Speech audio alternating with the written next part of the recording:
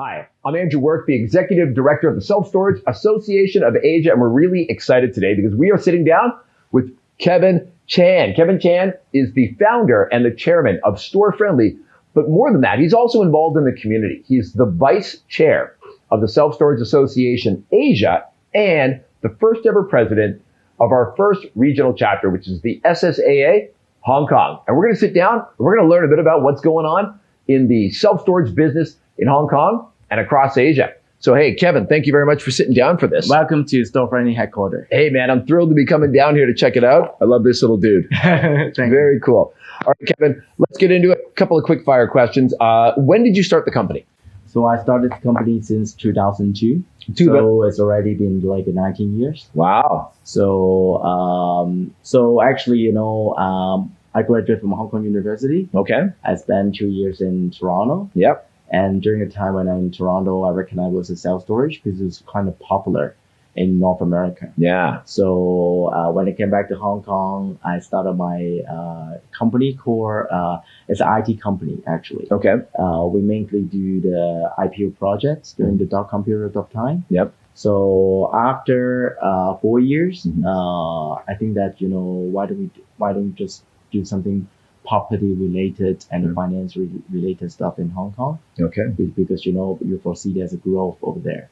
So I think about doing the self-storage in Hong Kong. Okay. So during the time, like since 2002, the property price, especially for the industrial property price in Hong Kong, is amazingly low.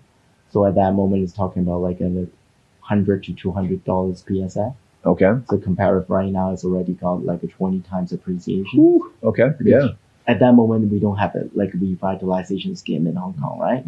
So at that moment, the strategy, what I did is I bought and leased and bought alternately, like I bought the property and do the self-storage and lease it and bought it and lease it. So as long as right now, we manage over 1.7 million square feet. Wow. Across Asia. Okay, sounds good. So you got in, you started in the business because it was cheap in Hong Kong. You wanted to do something exciting in finance and real estate. Property related, because in Hong Kong, if I do this like IT, IT people is really hard to manage it at that moment. At that moment, yeah. Yeah. So that's why why I just intend to do something else related to property, but I don't know anything about like finance, so I just focus on the property. Gotcha. So that was 19 years ago. Yeah. Fast forward to 2021. How has the industry changed since you started in the industry back then? It's much more competitive right now.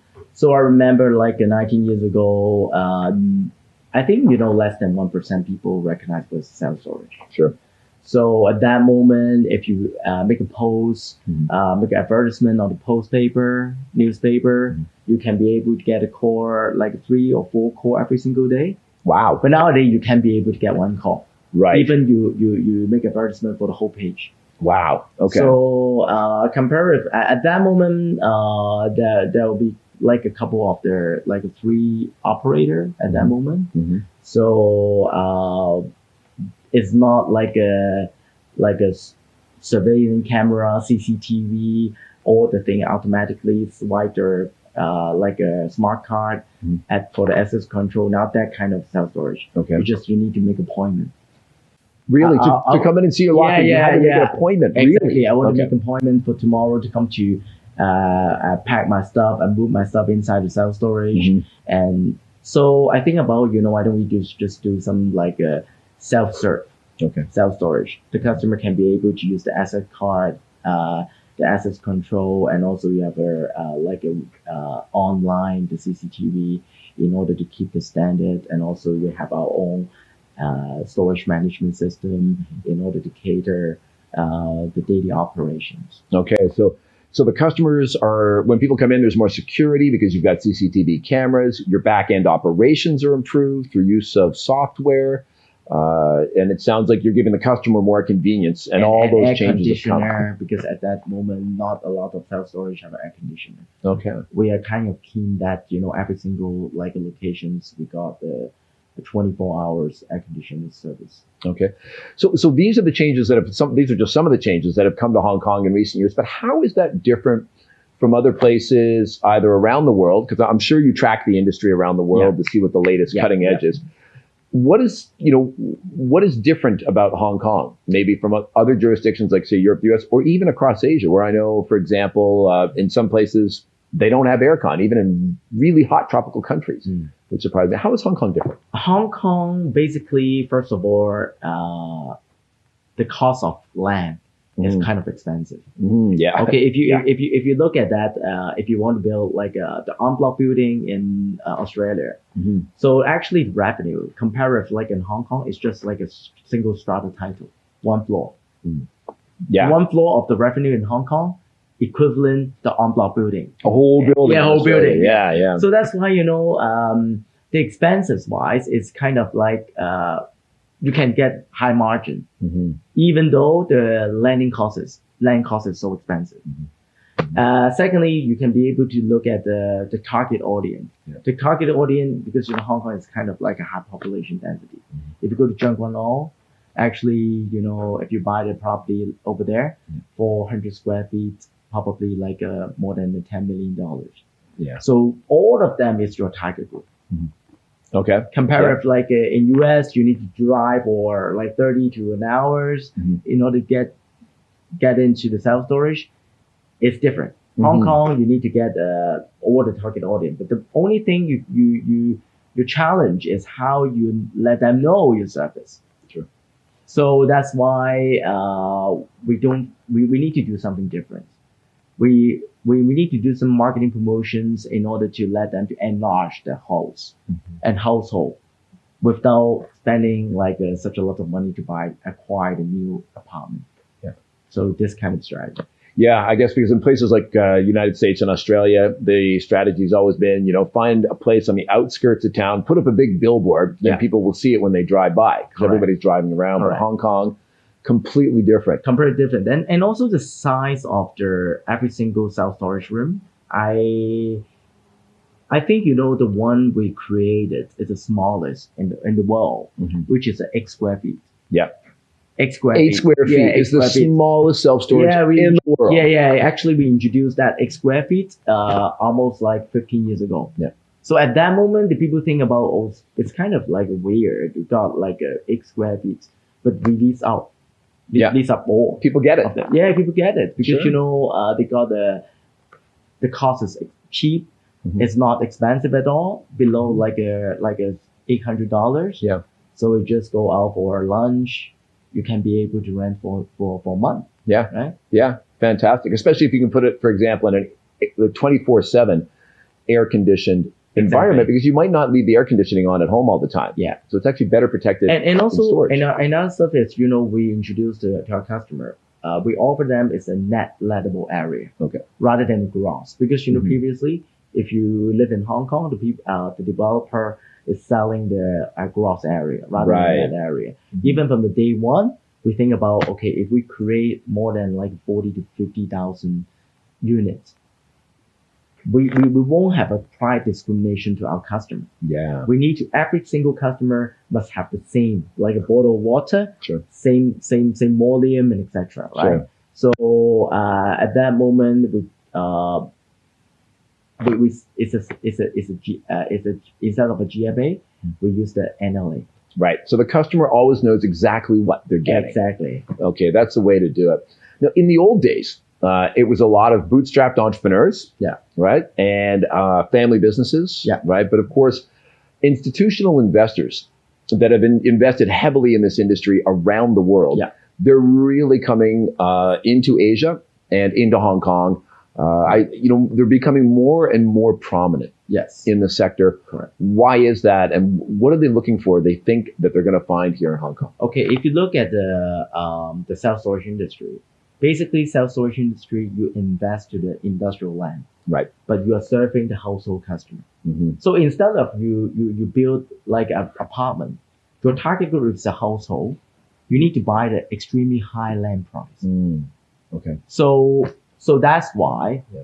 The institutional investor will look at this. Okay, the land actually industrial land, but our target customer is a household. Instead of like a data center, it's different. The data center, it probably just only have a 5 or 6 customer. Hmm. But instead of we buy the en bloc building, we got almost like a 3,000 customer. Right. Mhm. It's more diversified. Yes. So it spreads your risk out a little bit. Exactly. And I mean, we've seen a lot of the big names coming in, and just off the top of my head that we've dealt with the association. I mean, Brookfield, Blackstone, Warburg Pincus, Angelo Gordon, Heitman. Yeah. I mean, these are serious players coming into the industry. I know that you've made announcements about what's going on with Storefriendly, and that you've been very active in acquiring on-block buildings in partnership with institutional investors, both here and in Singapore. Can you tell us a little bit about what's going on? What's the plan? Yeah, actually, for the past 6 months, after like during the pandemic, like we call this period of time post-pandemic. Sort of, Pandemic, right? So we have spent like we could spend 7 months in order to buy like a 6 building. Wow. Six buildings in 7 months. Yeah, 6 buildings that's around 500,000 square feet. Yeah. So 3 in Singapore and 3 in Hong Kong. If you look at like the Singapore and Hong Kong, both of them is a high population density, right? But it's a little bit hard to buy the en bloc building in Hong Kong because your competitor actually is not a self-storage operator. Okay, who's your competitor? They're the professional developers. The developers. And also the like a professional fund and also the family office, etc. So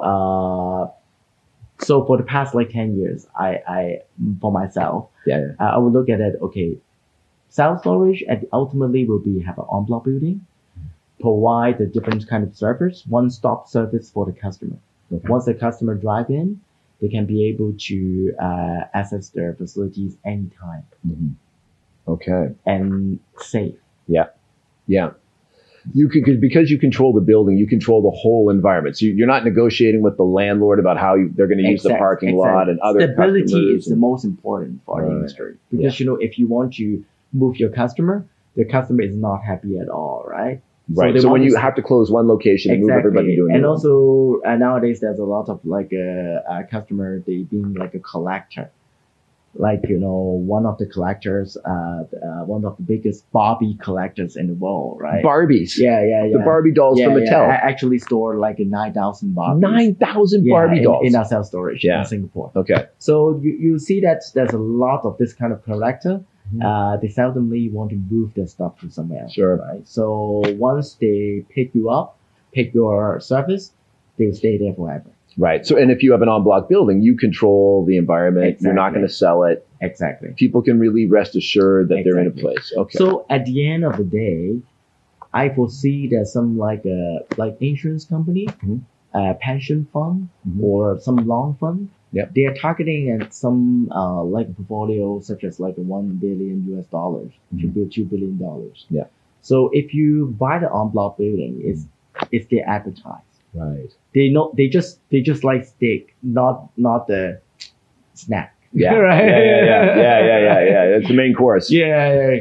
One thing that I've heard from institutional investors is they appreciate the fact that if you own like an en-bloc building, you can make better use of technology. What kind of technology are you deploying in some of your new locations? Okay, if you nowadays there's like AR technology and also some cloud computing. What we use right now, we use the face recognitions. Yep, facial recognition. And also the AI like access control. Okay. Like when the customer drive the car inside our car park, we have like plate recognitions during the time when they expire the free parking period. We charge them like extra. Okay. According to the like a cloud computing. Sure.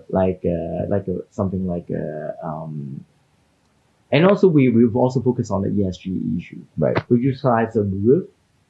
We'll put some capex like a solar panel. Oh, so you're using solar panels to improve the capex returns on the building. So that's why at the end of the day, each of the self-storage facilities will generate their own power and electricity. They not necessarily buy extra. Yeah.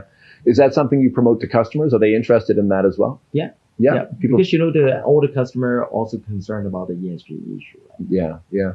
What other trends do you see coming? So you see customers are more interested in ESG issues. They like seeing the modern technology. Is there any other trends that you have your eye on? Because if you see that's a kind of like a new self storage operation. Self storage is not like a high tech stuff. Mhm. So we imply the technology called Storefriendly Go. Store-friendly gold. Yes. Okay. Not Go, Go. Yeah. So that we utilize the AGV, the robot. Oh, really? Yeah. So before Storefriendly Go, we got like an ICT award during 2019. Okay. And basically, we have our own algorithm. Right. We can maximize the utility of the space. Yeah. From 50%, traditional 50% of the self storage, Mhm. up to 80% right now. Wow. So the customer actually through the terminal in order to retrieve the cabinet. Okay. So the AGV will move the cabinet to the terminal once you swipe the QR code. So I get that people are putting their things into a cabinet, and I've seen these. They're on wheels, right? Yeah. Tell me what the AGV. Tell me what the robot looks like. Okay, the robot is just like the box. It's just like the vehicle. We called it like a Like how a big? van. Maybe this tall? Yeah, this for This round? like 4x4, 4 Yeah. feet by 4 feet. Okay. It's really fast. Can be able to suffer 1,200 kg. Oh, wow. Yeah, So, so- it's not big, but it's powerful. It's powerful, Yeah. and it's just like a Tesla Wow. style, right? Cool. They can be able to recharge themselves. Ah, cool. So let me see if I got this straight. The customer comes in, the full customer experience. The customer drives into your building, free parking Yeah. for their first 45 minutes. Yeah. When they go up, there's facial recognition Yes. that says, I know who this is. And then they can come to a loading bay. And while they're on their way there, a robot has Already been triggered. alerted. Yes, alerted. They do go. The robot will be moved beside the terminal. Right. It'll once go to you their swipe- locker. Yeah, exactly. So once you swipe there, as you scan your QR code, Yep. they'll deliver it to you right away. And bring your locker right to you. Exactly. Like a so king. you have you have your own like a private room. Yeah. So some of the customer will treat it as a safe deposit box in order to put their like a land deed, the property Sure. deed, Sure. because it's pretty hard to find a place to put over there. So when you go to the bank, you have a safety deposit box and they let you open it in a little room. But when you go to Storefriendly, you get a 1,200 kilogram Yes. safety deposit box. Yes, exactly. In effect, that is brought to you by your own robot. Exactly. Wow, that is some pretty cool stuff. Then most of our customers they put more memorable stuff, like the art, bigger stuff, but the variable, Yeah. and also memorable. Memorabilia, yeah, they Yeah, want to put their yeah. memorabilia in there. Yeah. Things that are important to them. Yeah, exactly. Good, because they know it's safe, climate controlled. Correct. Wow, that's fantastic. So that's what the future of self-storage looks like. Yeah. Kevin, you've been the vice chairman of the Self-Storage Association. You also put your hand up to become the president of the first ever Self-Storage Association Hong Kong chapter. Why do you think it's so important to spend so much time engaged with the industry? I think as long as the self-storage industry previously is really small. Yep. So as long as right now we got almost like close to 100 operator in Hong Kong, right, and 60 operator in Singapore, right. Yeah. So it's a really good chance for us to sit together and how to deal with like a association issue and also especially for the legality issue. Yes. Because especially like during 2016 we got some tragedy happened in Hong Kong for the self-storage industry. So and the government implied a lot of different kind of rules for the self-storage operator. So we need to align together to deal with the government in order to proceed as a right way in order to protect the industry. Sure. And I know you've been a big advocate of encouraging self-storage operators to raise their standards in terms of fire safety, customer convenience. Correct. Yeah. Okay. Correct. So I know those types of efforts are appreciated. Yeah, and also I think SSA is also a really good platform for all the operator to discuss, what's pros and cons, and try to has is better than. Always good to bring together, exactly. and share experiences and best practices in fire safety. Exactly. Yeah. So, and somehow when you do the business, it's kind of lonely. Yeah. If you're doing like Yeah. really focus on doing your own business, right? Mhm. So it's also a good opportunity to share, especially with some like a different operator, Yeah. have a different point of view. Mhm. So it will be have a strategy Yeah. coming up. Well, I know you've been in the business almost 20 years Yeah. and clearly successful. And I know that some of the younger operators tell me they appreciate when you're able to help provide advice and guidance for them, even though they could be perceived as competitors, but you're always willing to help out. But it's also good to hear that you're still interested in talking to your peers in the industry. Yeah, but somehow I think when you look at the if you have been in same industry, you need to appreciate your competitor. Yeah. Without a competitor, you can't be able to live up your standard. True. So that's True. the way. Like positive competition, I think it's good at all. Mm-hmm. All To right. drive us like live up our whole industrial standard. I am not going to argue with that. Good point. Yeah. Kevin, thank you very much for sharing today. Once again, I've been here today. I'm Andrew Work, the Executive Director of the Self-Storage Association Asia, speaking to Kevin Chan, who is the founder and chairman of Storefriendly, the vice chairman of the Self-Storage Association Asia, and the president of the SSAA Hong Kong chapter. So Kevin, thanks for having us to your office today. And I got to mention Thank you. one more time, I love this little dude. He's the best. This is So a gift cool. for you. For me? Yeah, exactly. Me? Yeah. Oh, that's sweet. Yeah, there's a store friendly buddy. All right. Yeah. Thanks a lot, Thank Kevin. Hey.